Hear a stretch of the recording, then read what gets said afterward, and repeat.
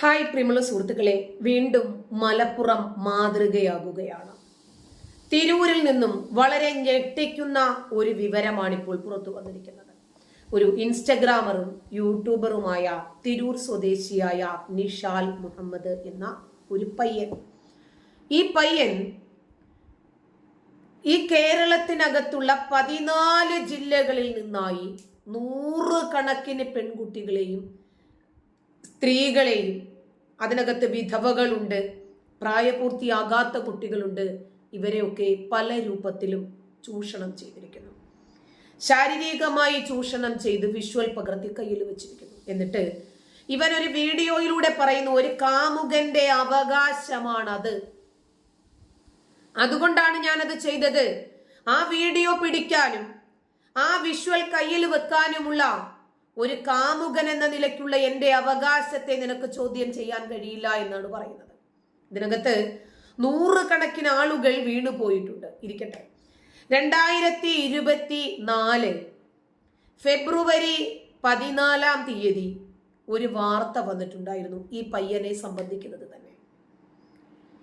ആ വാർത്ത വന്നതിന് ശേഷം വീണ്ടും 100 കണക്കിന് ആളുകൾ ഈ വലയ്ക്കകത്ത് വീണു എന്ന് പറയുമ്പോൾ അവന്റെ കഴിവ് മാത്രമാണോ ഇവിടെ നമ്മൾ എടുത്തു പറയേണ്ടത്?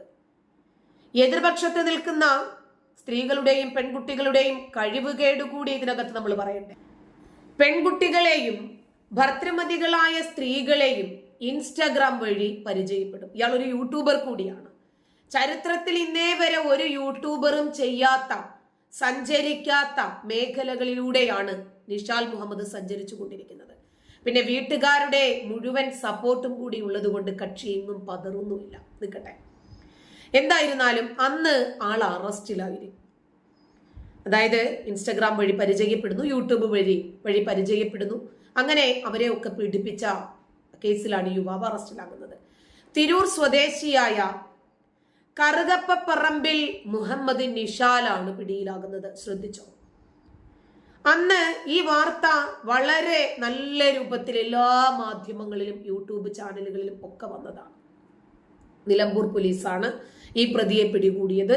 സമൂഹ മാധ്യമങ്ങളിൽ പരിചയപ്പെടുന്ന പെൺകുട്ടികളെ വശീകരിച്ചു പാട്ടിലാക്കി വിവിധ സ്ഥലങ്ങളിൽ കൊണ്ടുപോയി പീഡിപ്പിക്കുന്നതാണ് ഈ പ്രതിയുടെ പ്രധാനപ്പെട്ട ഹോബി. നിലമ്പൂർ സ്വദേശിയും ഒരു പെൺകുട്ടിയുടെ മാതാവുമായ ഒരു സ്ത്രീയെ ഇൻസ്റ്റഗ്രാമിലൂടെ പരിചയപ്പെട്ട് തിരൂർ, മഞ്ചേരി എന്നീ സ്ഥലങ്ങളിൽ വെച്ച് പ്രതി പീഡനത്തിന് ഇരയാക്കുകയായിരുന്നു.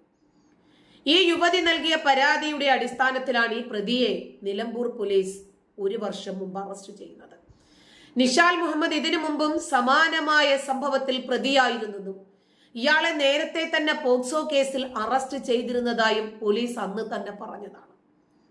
നമ്മൾ ഒരാളെ പരിചയപ്പെടുമ്പോൾ അവരുടെ ബാഹ്യ സൗന്ദര്യത്തിലും അവരുടെ മധുരമേറിയ വാക്കുകളിലും അവരുടെ പഞ്ചാരയടിക്കലുകളിലും സ്നേഹപ്രകടനങ്ങളിലും വീണുപോയി പണവും സ്വർണവും ഒക്കെ കൊടുത്ത് അവര് വിളിക്കുന്ന ലോഡ്ജുകളിലൊക്കെ കൂടെ പോയി അവരോടൊപ്പം കിടക്ക പങ്കിടാനും അവര് വീഡിയോ എടുക്കുമ്പോൾ അതിനൊക്കെ നിന്നുകൊടുക്കാനും തയ്യാറാകുന്ന പെൺകുട്ടികളെ അവരുടെ വിവരദോഷം കാരണമാണ് ഇങ്ങനെ സംഭവിക്കുന്നത് എന്ന് പറയാതെ വയ്യ. കാരണം ആരെങ്കിലും ഒരാൾ വിളിച്ചു, സംസാരിച്ചു, ശരി, ഒന്നല്ല 1000 തവണ സംസാരിച്ചു. അത് കഴിഞ്ഞാൽ ഉടനെ വീഡിയോ കോളിൽ ന്യൂഡായിട്ടുള്ള ചിത്രങ്ങളും വിഷ്വലുകളും ഒക്കെ വിട്ടുകൊടുക്കുമ്പോൾ, വീഡിയോ കോളുകൾ അത്തരത്തിൽ ചെയ്യുമ്പോൾ ഇത് ഇന്നല്ലെങ്കിൽ നാളെ തനിക്ക് വിനയാകുമെന്നും ഇതുപോലെയുള്ള 1000 കണക്കിന് സംഭവങ്ങളുടെ ദൃക്സാക്ഷികൾ, നേർസാക്ഷികൾ, അത് അനുഭവസ്ഥരായ ആളുകളുടെ ചങ്കുപൊട്ടിയുള്ള വേദനകൾ നമ്മൾ കാണുന്നില്ലേ സോഷ്യൽ മീഡിയയിലൂടെ? വീണ്ടും ഇതിനകത്തേക്ക് പോയി വീണുകൊടുത്താൽ എന്ത് ചെയ്യും? ഇപ്പോ പെണ്ണുങ്ങൾക്കൊരു ട്രെൻഡാണ് കയ്യിലുള്ള പണം കൊടുത്ത് കടിക്കുന്ന പട്ടിയെ വാങ്ങുന്ന ഒരു രീതി. ശാരീരിക സുഖത്തിനു വേണ്ടിയും അതല്ലെങ്കിൽ ഒന്ന് കറങ്ങുക, അങ്ങനെ ഒന്ന് സുഖിക്കുക, ഒന്ന് പഞ്ചാരയടിക്കുക, മധുര വർത്തമാനങ്ങൾ, ആ രൂപത്തിലുള്ള ചാറ്റുകൾ, ഇഷ്ടം പോലെ സമയമുണ്ട് ഇവർക്ക്, കൈ നിറയെ പണവും. അപ്പോൾ ഇങ്ങനെ പോയി വീഴുന്ന പെണ്ണുങ്ങൾക്ക് വേണ്ടി സംസാരിക്കാൻ മാനവും മര്യാദയുമുള്ള, സാമൂഹ്യ പ്രതിബദ്ധതയുള്ള ആരും തയ്യാറാകില്ല. കാരണം നിഷാൽ മുഹമ്മദ് എന്ന പയ്യൻ ഏതൊരു പെണ്ണിനെ വലയിലാക്കിയാലും പണം നിഷാൽ മുഹമ്മദിനാണ് കിട്ടുന്നത്.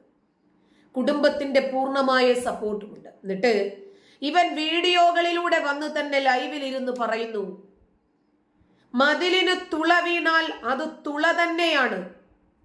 പണ്ടൊരു ചൊല്ലുണ്ട്, പുരുഷൻ എന്തെങ്കിലും ചെയ്താൽ ഒന്ന് കഴുകിയാ മതി, അതങ്ങ് വൃത്തിയാകും. സ്ത്രീക്കത് മാറില്ല. മതിലിന് തുള വീണാൽ ചുറ്റികയ്ക്ക് എന്ത് കാര്യം, ചുറ്റികയ്ക്ക് ഒരു കേടും സംഭവിക്കാനില്ല. ഇങ്ങനെ എല്ലാം ദ്വയാർത്ഥ പ്രയോഗങ്ങളിലൂടെയും പിന്നീട് അതിനെ വിശദീകരിച്ച് ഏതൊരാൾക്കും മനസ്സിലാകുന്ന രൂപത്തിലുമാണ് വിശാൽ മുഹമ്മദ് വീഡിയോകൾ ചെയ്യാറുള്ളത്. എന്നിട്ട് അടിക്കുന്ന പെണ്ണുങ്ങൾക്ക് ഞാൻ പണം കൊടുക്കാറുണ്ട്, പണമല്ല കേട്ടോ, ഭക്ഷണം കൊടുക്കാറുണ്ട്, വയറു നിറയെ ഭക്ഷണം കൊടുത്തിട്ടാണ് ഞാൻ അടിക്കാൻ കൊണ്ടുപോകാറ്. ഈ രൂപത്തിൽ പച്ചയായി അവൻ അത് പറഞ്ഞുകൊണ്ടിരിക്കുകയാണ്. ഇവന്റെ വീട്ടിനകത്തിരുന്നാണ് ഇവൻ വീഡിയോ ചെയ്യുന്നത്. ഇവൻ ചൂഷണം ചെയ്ത പെൺകുട്ടികളോടൊക്കെ ഇവൻ ഷോപ്പ് തുടങ്ങാനാണ്, അതിനാണ്, ഇതിനാണ്, ഒരു 2 മാസം കഴിഞ്ഞാൽ ഞാൻ തിരിച്ചു തരാം, എടി പൊട്ടത്തിയെ എനിക്ക് പൈസ ഉണ്ടോ എൻ്റെ കയ്യില്, എനിക്കൊരു 1.5 ലക്ഷം രൂപ വേണം. ഇവനെ ഇന്നലെ പോലീസ് പിടിച്ചു. ഈ പോലീസ് പിടിക്കുന്നതിന്റെ 1.5 മണിക്കൂർ മുമ്പും ഒരു പെൺകുട്ടിയോട് ഇവൻ ചോദിച്ചതാണ് ഈ പൈസ. 1.5 ലക്ഷം രൂപയുണ്ടോ തരാൻ? ഇവന്റെ ഉമ്മയുടെ വോയിസുകളുണ്ട്, ഇവന്റെ വോയിസുകളുണ്ട്, ഇവൻ സംസാരിച്ച പെൺകുട്ടികളുടെ വോയിസുകൾ ഇവന്റെ കയ്യിലുള്ളത് ഇവൻ പലർക്കും അയച്ചു കൊടുത്തതുണ്ട്, പല മാധ്യമ പ്രവർത്തകരുടെയും കൈകളിലുണ്ട്. അവർ നമുക്കിങ്ങനെ പാസ് ചെയ്ത് തരുന്നുണ്ട്. പോലീസ് കേസിനകത്ത് ഇരിക്കുന്ന വസ്തുതയായതുകൊണ്ട് നമുക്കതൊന്നും പുറത്തുവിടാൻ പറ്റുന്നില്ല. ഏതൊരു മാതാവും മക്കളുടെ വഴികാട്ടിയായിരിക്കണം, പിതാവും അതെ. അങ്ങനെയുള്ള മാതാവ് തന്നെ ഒരു പെണ്ണിനെ വിളിച്ചു പറയുവാണ്, നീയൊക്കെ തലയിൽ മുണ്ടിട്ട് നടക്കേണ്ടി വരും, നീയൊക്കെ എന്തിനു വേണ്ടിയാണ് എൻ്റെ മകന് പണം കൊടുത്തത് എന്ന് ഞങ്ങൾക്കൊക്കെ അറിയാം, ഞങ്ങൾ അതൊക്കെ പുറത്തുവിടും, നീയൊക്കെ നാറണം, നീയൊക്കെ അനുഭവിക്കണം എന്നൊക്കെ ഒരു മാതാവ് വന്ന് പറയുവാണ്. അവർക്ക് പെൺകുട്ടികൾ ഉണ്ടോ ഇല്ലേ എന്ന് എനിക്കറിയില്ല. എന്തായിരുന്നാലും ഇയാൾ ഇന്ന് ജയിലിലാണ്. ഇയാൾ ജയിലിലാണെങ്കിലും ശരി, ഇയാളുടെ യൂട്യൂബ് ചാനല് ലൈവാണ്. ഇഷ്ടംപോലെ കമ്മ്യൂണിറ്റി പോസ്റ്റുകൾ വരുന്നുണ്ട്. ഇവൻ വേട്ടയാടിയ പെൺകുട്ടികളുടെ പേര് വിവരങ്ങൾ അടങ്ങിയ എല്ലാ രൂപത്തിലുമുള്ള പോസ്റ്റുകൾ പുറത്തു വിട്ടുകൊണ്ടിരിക്കുകയാണ്. ഇതിന്റെ നിയമപ്രശ്നം എന്താണ് എന്ന് ഇനിയും അനുഭവിക്കാൻ പോകുന്നതേ ഉള്ളൂ. അപ്പോൾ അവൻ പറയുന്നു, ഒരു കാമുകന്റെ അവകാശമാണ് ആ ദൃശ്യം പകർത്തി സൂക്ഷിക്കുക എന്ന് പറയുന്നത്. എന്നിട്ട് പോലും ഈ പെൺകുട്ടികൾ അത് മനസ്സിലാക്കിയിട്ടില്ലെങ്കിൽ, സ്ത്രീകൾ അത് മനസ്സിലാക്കിയിട്ടില്ലെങ്കിൽ നമുക്കൊന്നും പറയാനില്ല. എന്നിട്ട് അവൻ ലൈവിൽ വന്നിരുന്ന് പറയാണ്, കോരിച്ചൊരിയുന്ന മഴയില് ബൈക്കിനകത്തൊന്ന് കെട്ടിപ്പിടിച്ച് യാത്ര ചെയ്യുമ്പോൾ എന്താ വൈബ്. ഇതൊക്കെ പറഞ്ഞിട്ടാണ് ലൈവിൽ ആൾക്കാരെ കൂട്ടുന്നതും പിന്നീട് അവന്റെ ബാഹ്യ സൗന്ദര്യത്തിലും അവന്റെ മധുരമേറിയ വാക്കുകളിലും വീണ് ഒരുപാട് പെൺകുട്ടികൾ ഈ വലയ്ക്കകത്ത് അകപ്പെടുന്നതും അതുകൊണ്ടാണ്.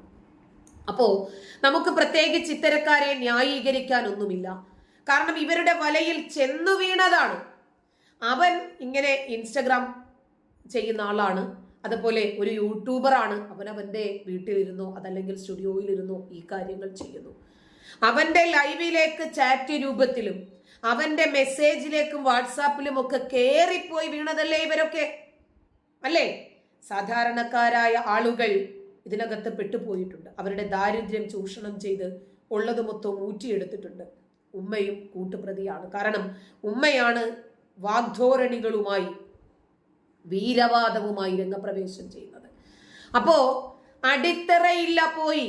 അപ്പൊ ഇന്നലെ ഇയാളെ പോലീസ് അറസ്റ്റ് ചെയ്തിട്ടുണ്ട്.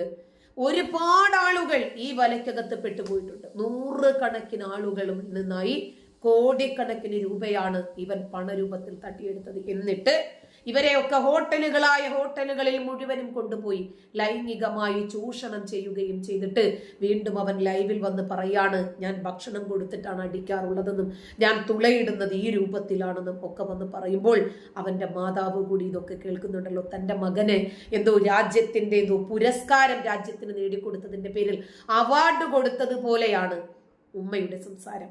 അടിത്തറ പോയാൽ എന്ത് ചെയ്യും? അല്ല, ഒരു കാര്യം ചോദിക്കാനുണ്ട്, തിരൂരിൽ കൈക്കരുത്തുള്ള ആൺകുട്ടികളുടെ കുറവുണ്ടോ?